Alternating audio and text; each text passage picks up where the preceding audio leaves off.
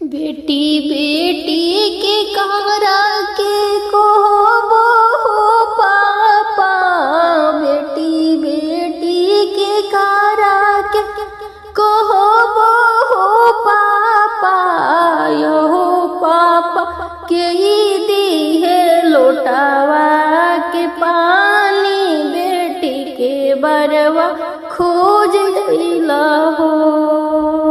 अहो पापा के दी है लोटावा के पानी, बेटी के बरवा खोज अइला हो। हमसे लहर काहे भइलू हो बेटी, हमसे लहर काहे मारेलू हो बेटी। अहो बेटी इहे हउवे दुनिया के रीत, तोहे के बरवा खोजनी हो।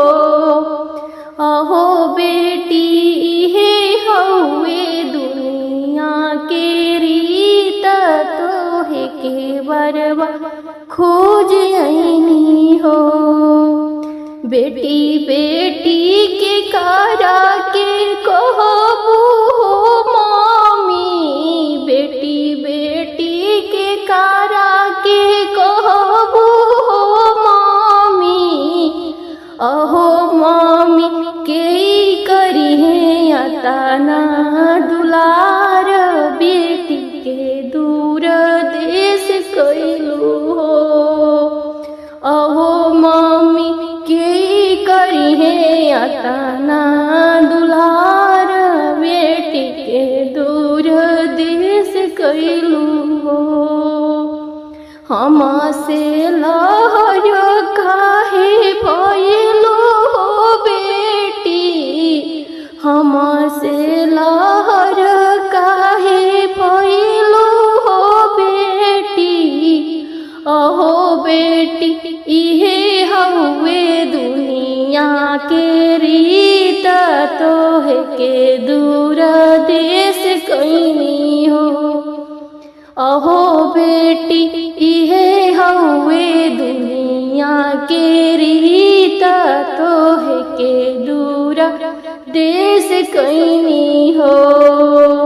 बहिनी बहिनी के कारा के कहबो भैया, बहिनी बहिनी के कारा के कहबो भैया। अहो भैया के करी है अतना दुलार, बहिनी के दूर देश भेजला हो। अहो भैया के करी है अतना दुलार, बहिनी के दूर देश भेजला हो। हमसे रहर काहे भइलू हे बहिनी, हमसे लहर काहे भइलू हो बहिनी। अहो बहिनी इहे हउवे दुनिया के रीत, तोहे के दूर देश भेजनी हो। अहो बहिनी इहे हउवे दुनिया के रीत, तोहे के दूर देश भेजनी हो।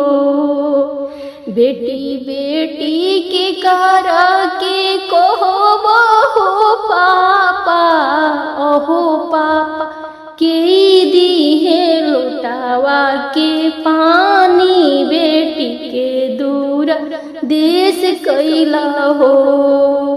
अहो पापा के दी है लोटावा के पानी, बेटी के दूर देश कैला।